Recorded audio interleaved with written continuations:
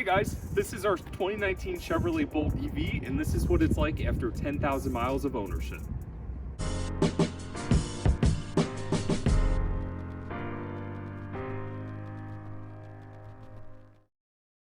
So what is it exactly like to have a Chevy Bolt for about 10,000 miles? Well, there's a few things that I've picked up on in the past 6 months that I absolutely love and I don't like about this vehicle. So for today's video, I'm going to break it down based on a few pros and a few cons and a few extra surprises that I've picked up on in 10,000 miles. Also, at the end of this video, make sure you stay tuned because I'm going to announce the winner of my 200 subscriber giveaway, which is a 3D printed Tesla supercharger phone charger, which is pretty cool. So definitely stay tuned for that at the end. But as I mentioned, there's a few things that I absolutely love about this car and a few things that I do not like at all. So let's dive in. So the biggest factor that I realized after 10,000 miles of ownership is just how much we're saving in fuel by driving an electric vehicle. For example, the last vehicle that I had was a 2017 Volkswagen Golf, and that was obviously not an electric car. We traded that in for the Bolt. And I was spending about $200 a month just in fuel to get to work and so forth. Well, with the Bolt, we've managed to save a lot more than that. It actually costs us about $30 a month in electricity to drive this car. And just for example, that means that we're saving about $170 a month compared to driving the Golf, which is also helping with the monthly payment. Obviously, this car is more expensive than the Golf was, but because of the fuel savings, we're actually saving money, which is also pretty cool. Another thing that I wanted to bring up is that since this is an electric car, there is no tailpipe, and which means that there's no air greenhouse emissions. I drove the Golf for about 21,000 miles, which equates to about 309 grams of greenhouse emissions per mile. So if you do the math, that's over 6,489,000 grams of greenhouse emissions put into the air. And that was just my driving alone compared to everybody else on the road. Since the Bolt is electric, we're not producing any greenhouse emissions. So that's honestly one of my favorite features about this car, is that I can drive without feeling totally guilty about polluting and destroying the planet. Another thing that I absolutely love about the 2019 Chevrolet Bolt is the performance. Obviously with electric vehicles, you get instant torque right off the line, and the Bolt is no exception to that. Even though it is a little slower compared to some of its competitors, 0 to 60 in about 6.2 seconds, it's still pretty quick for what I have to do on a day-to-day basis. So that's one thing I love about this car. I love to punch it right off a green light. I don't street race, I just want to put that disclaimer out there, but I really do like to drive this car quick because it is pretty peppy. And another feature that I absolutely love is that these tires squeal so quickly, and it's really cool to see the people's reaction around you when you're driving this vehicle. So the performance is an aspect that I absolutely love about the Bolt after 10,000 miles. And if you're wondering about wear and tear, I actually have not noticed a performance loss based on how many miles are on the electric motor right now. So another part of performance that I wanted to mention is that we bought this vehicle back in September, and which means that half of this life that we've had it for in terms of ownership has been spent driving in the winter time. And the one thing that I absolutely love about the Chevy Bolt is just how it performed in the winter, especially here in Cleveland. You know, it was kind of a drier winter, but there was definitely times where there was a lot of rain, a lot of snow, sleet, and this car performed so well.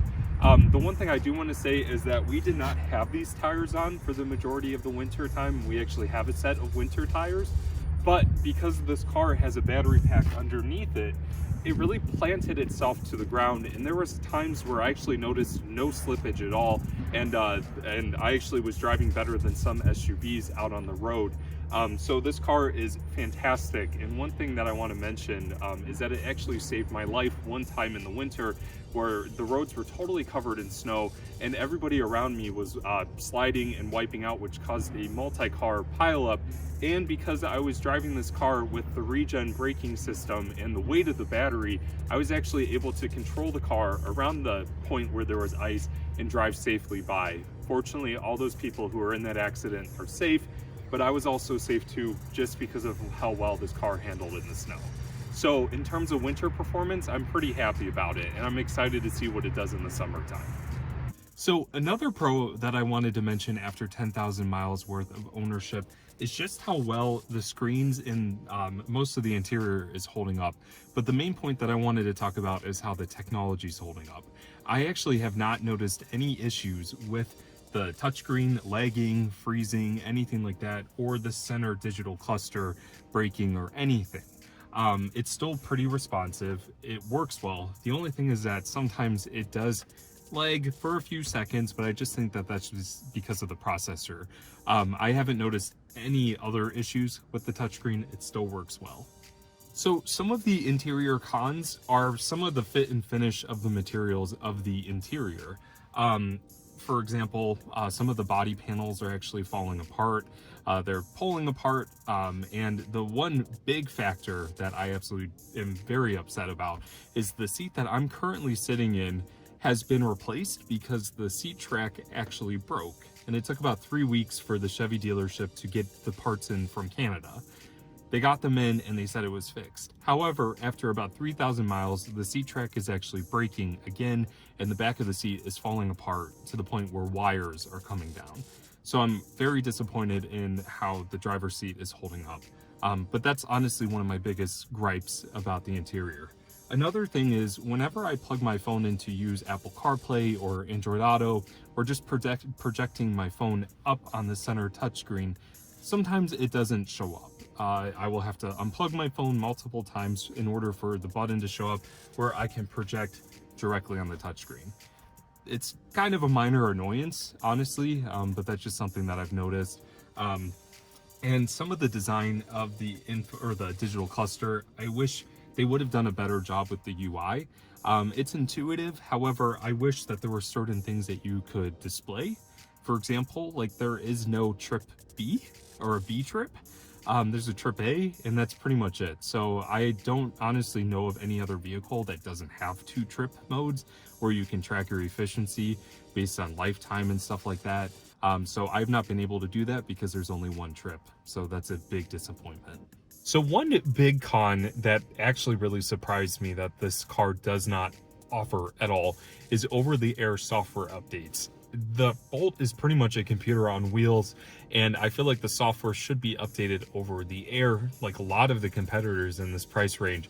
It doesn't offer anything like that. You actually have to bring the car into a service center in order for it to get a software update. So that's a huge lack, or that's a huge con in my opinion, because the more software updates and the more technology improves, I really feel like the car should grow with that. So I'm really hoping that Chevy updates this for future Bolt models. Another thing that I wanted to mention is the My Chevy app that you can download for your mobile phone to control things with the Bolt, like locking, unlocking your car, preconditioning, starting it, stuff like that, for example. It takes forever to connect to your car. The one time it took about 5 minutes, and now that seems like kind of a petty thing to be complaining about, but it did take a while to connect to the car. And it offers features like you can check your lifetime efficiency, you can check your rating as far as how you're driving, how your drives were, for example, stuff like that. But there's one feature in the My Chevy app that I really think needs improved, and now that's the energy assist feature. And that feature is something where you can plan routes based on charging stations.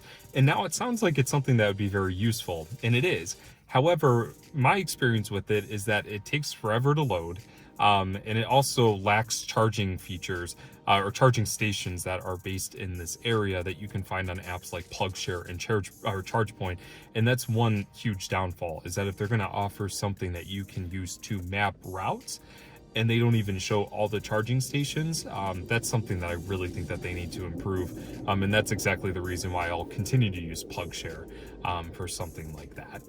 I wanted to demonstrate using my husband's iPhone. He's been so graciously donating this to me for me to use as a demonstration. You can see that it has totally logged Tyler out of the My Chevy app. Now it says keep me signed in, which is really surprising because it should have kept him signed in. So what I'm going to do, I'm going to hit this, and I'm going to steal his information using his face, which off off the cuff is still not working. So, did it work? Okay, so it worked, okay? We'll hit sign in. It's loading, still loading. Okay, so we're logged in. That's great. So the purpose of this demonstration is that I wanted to display the energy assist, which is a feature that says plan your route right here. So we'll click on that. It's going to go through different screens, finding charging stations, know your range, examples, in-car experience, so forth. Okay, so it actually is a pretty cool UI. It definitely looks pretty, but you can see that it's loading pretty slowly.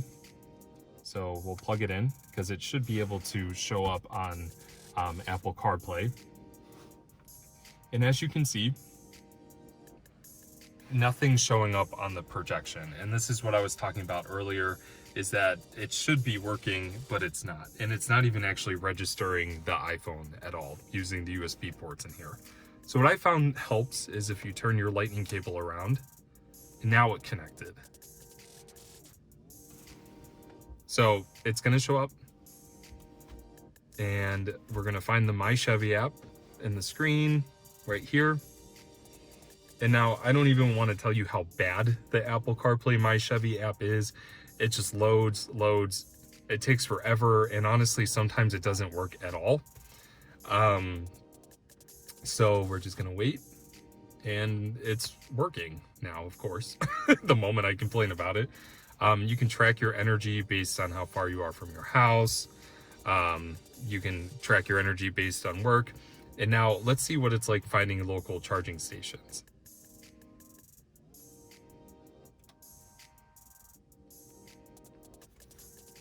So it's finding 2.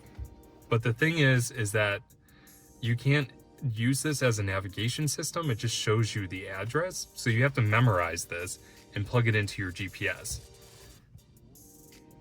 And that's it. You can't even navigate to it. So I think it's pretty pointless to be able to see what's around you if you can't just simply tap and go to where that charging station is. So I'm really hoping that Chevy will update this system for future use, but I guess time will tell. The fit and finishes that I've noticed about the Bolt, especially on the interior, is some of the panels are actually pulling apart. For example, like that panel up front in the corner, it's sharp plastic and it's starting to pop up.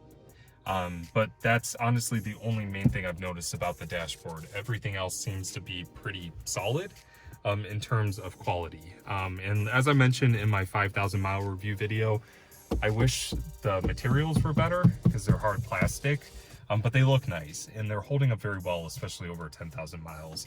Knobs are holding up well. Like I mentioned, the touchscreen's working. Another gripe I have is this piano black is that it collects dust. And the glare from this chrome piece can be blinding sometimes. And I know a lot of Bolt owners have complained about this, but all it really takes is a nice plastic wrap. Ignore the dog drool. You know, we have 2 dogs and the one definitely drools a lot, so it's kind of a cute addition to the interior. But that's not what I'm talking about here. This panel right here, where you would put your hand in to pull the door shut, has been pulling apart for months now, and that's something I actually think came with the vehicle, and my husband pointed that out, so eventually we'll probably end up getting that fixed. So another part of technology that I'm honestly very impressed with is the safety features that the Bolt has to offer. Now that is an optional package, sadly. Hopefully some of the newer ones come standard with it. But a fun fact is that when we bought this vehicle, I actually had no idea that it was coming with these options. I just kind of purchased it and discovered that along the way. So I've been very pleased. I've never had a car that had these features. For example, there's LED lights right here in the dashboard that when you're getting too close to somebody, they'll flash and beep at you and pull the car back. There is a single camera system up here. Sadly, the vehicle does not come with adaptive cruise control. I really wish it did, and I'm hoping in future models it does. But if you want to come over this way, another safety feature that I really like about the vehicle, and now this is something that pretty much every vehicle has, is the blind spot warning. It works very well. It's very sensitive, and it stays on for a good period of time. And a cool feature that I really like is that whenever you turn on the blinker, if there's someone in your blind spot, it flashes with your blinker. to let people know that you're either trying to get in the lane and they're in your blind spot and so forth. If you want to come over this way. Another feature that I really like about this car is that it has the cross lane warning system. And what that means is that, say for example, if a car is coming this way and you're backing up, it actually has sensors to detect that there is a car coming, so it warns you for your protection. And it actually works pretty well. It detects cars pretty far away to give you a nice heads up that there's someone coming. It also comes with the parking sensors, which is a nice feature, the backup camera and so forth, which is actually pretty standard for a lot of vehicles nowadays, but it works very well in tandem. Honestly, kind of a con with some of the safety is that the sensors are very sensitive. For example, the light that flashes will go off for absolutely no reason when there's plenty of stopping room and the vehicle in front of you is pretty far ahead. So that's one annoyance that I notice, is that it just kind of does its own thing. And it doesn't slam on the brake, but it is something that alerts you and you're just kind of like, why is it doing this? But that's honestly one of the only issues I've noticed with the system. So one thing that I wanted to say is a huge pro when it comes to the Bolt is the paint quality. I'm absolutely in love with the metallic specs that we can find on this Nightfall Gray metallic paint. However, I accidentally had an oops while we were filming this video, which resulted in the car's first boo-boo. So that was all my fault, and I just want to say up until that point I've been very impressed with the exterior paint. So storage in the Bolt is actually pretty decent for given the size of how small this vehicle is. But the only thing that I have a minor complaint to is that, forgive all the camera gear back here, is that the vehicle is actually supposed to come with a shelf that lines this area right here, and then you can fold it down. My car did not come with that, and that's something that I'm a little bitter about, just because I really think it should have. But even 2020 Bolts are coming with that shelf, so it's something I might contact a dealer about. But storage is actually pretty good for this vehicle. You know, we have a 90-pound pit bull. He fits really well with the seats folded down. We've taken trips in this car. I've taken my parents to the airport with this car, and their luggage fit with no issue. And I really think it's given to how boxy this car is in terms of it being a hatchback with height, so you can really fit tall things in here. I do wish it was a little bigger, and the one thing that I absolutely wish it had was a front trunk, because a lot of electric vehicles offer something like that. That's due to how compact the powertrain is, but because GM designed it as a front-wheel drive vehicle, the powertrain and motors are all up front, which is where you would find a front trunk. So it kind of does lack a little bit in storage space, but given over 10,000 miles, we definitely have found a lot of use for the back trunk. One thing that actually came with the vehicle as well when we picked it up is that the chrome is actually starting to, looks like it's melting. It's not cracked, but it's been like that since the day we picked it up. And that's another thing we probably should have got fixed by now, but it's something I totally have been forgetting about. But it just goes that some of the initial quality of the material should be better for how much this vehicle costs. So one thing that is not exactly a con, but it's something that I'm kind of confused that GM and Chevy did when it came to the Bolt, is that the Bolt itself weighs 3,600 pounds roughly. And now that's not what I'm talking about. I'm talking about the tires. These tires are the factory wheels that come on the Chevy Bolt. And each tire or wheel itself is about 23 pounds, and that's without the rubber. So if you equate this tire together, is that with all four of them, it adds an extra 100 pounds to the vehicle. And in terms of efficiency, it might impact that, honestly. When it comes to electric cars and things like that, you really think that Chevy would have created a lighter rim so that it didn't create such an impact on weight. I'm assuming that maybe in the future they'll do lighter rims, but who really knows? And another thing that has actually been like this since the day we bought this car, and we have not brought it back in to get fixed, is the front badge actually moves. It's pretty loose, but I know that that's something that could be easily fixed. We just keep forgetting to bring it in to get it fixed. But like I said, it came like that when we bought the car, so initially it shouldn't be doing that. So another con that I wanted to talk about that I've at least noticed is the charging time on the Chevrolet Bolt EV. It uses the CCS charging standard, which is actually pretty common here in the United States. And that's not what I'm saying in terms of a con. I think it's actually cool that it uses that charge port. However, it has a 50 kilowatt charger on board for DC fast charging. And in terms of standard, compared to other electric vehicles, it's actually pretty slow when it comes to charging times. Actually, at points when we actually did a winter trip last October before it got really cold, charge times were actually unbearable at points. It took us about 68 minutes to get to 80%. So I'm really hoping in the future Chevy updates the onboard charger so it accepts a higher rate of charge.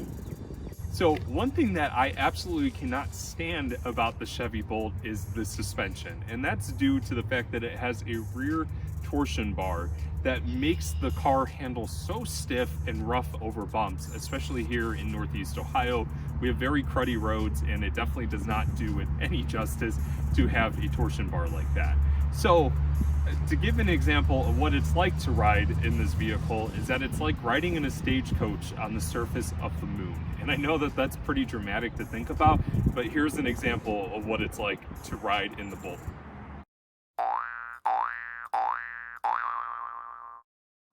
Okay, so I'm about 6'1", and talking about the size of the Bolt is that you can tell just how cramped I am back here.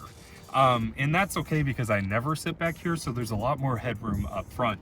But what I wanted to mention back here is, if you remember, I talked about the seat constantly breaking over the period of these 10,000 miles. And the seat track is actually replaced, just keep in mind. And it's starting to fall apart again. In fact, there's actually wires hanging down, and the seat, if you can tell, is actually crooked. So I've been trying to get this back in to the shop because it's totally covered under warranty, but due to recent circumstances, I've not been able to get it fixed. And every time I move, it creaks, it cracks, and that's one thing that I really hope I can get fixed soon.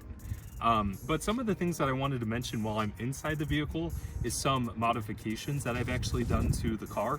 And now this is only one modification, but it's pretty simple, is that we actually had the interior lights updated to LEDs. I got these bulbs for Christmas. They are Philips and they fit in perfectly, but I will let you know, if you are looking to update your lights from the factory halogen, the LED lights work very well. They're clear at night, but it is kind of hard to get them installed because you kind of have to push the headliner up, you kind of have to pull some levers down, and the bulbs that are factory installed are so tight that we've actually almost broke them inside of here. But I will say the one big thing that I'm really happy we did is update these to LED, because for a car that's almost $40,000, in my opinion, it should totally have something like that. That is what it's like to own a Chevy Bolt EV for 10,000 miles. Obviously, there's a lot of things that I like about the vehicle and a lot of things I dislike about the vehicle. But overall, the car is holding up great, and the performance and technology aspect, I really do appreciate what Chevy has put into this vehicle. However, I really hope that the next models that they come out with are new, upgraded, and offer new technology that this car does not. But overall, I'm very happy about what this car has brought to my life in the past 6 months. I'm hoping after the next 10,000 miles, 50,000 miles, I'll still enjoy the 2019 Chevrolet Bolt EV. But anyways, thank you guys for watching. I really appreciate the support of Be Energized. Please hit that subscribe button, like this video, share with your friends, and hopefully you guys will join me for the next video. Make sure you make every single day electrifying. Take care. And now, for the grand unveiling of the 200 YouTube subscriber giveaway winner.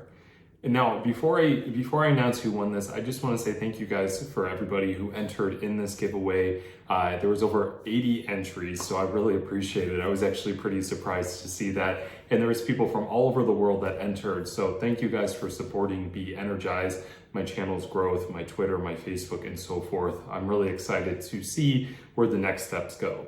But anyways, so who is the winner of the 3D printed Tesla supercharger phone charger? Can I get a drum roll?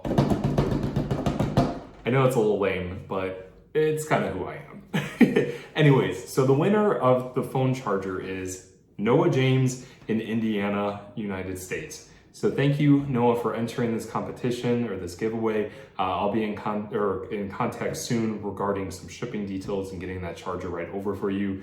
But once again, I just want to say thank you guys for entering and supporting my channel. The next one is going to be at 1,000 subscribers. We're almost a quarter of the way there. So make sure you hit that subscribe button. We'll get to that next giveaway as quickly as possible. But thank you guys again for supporting me, and make sure you make every single day electrifying. Take care, guys.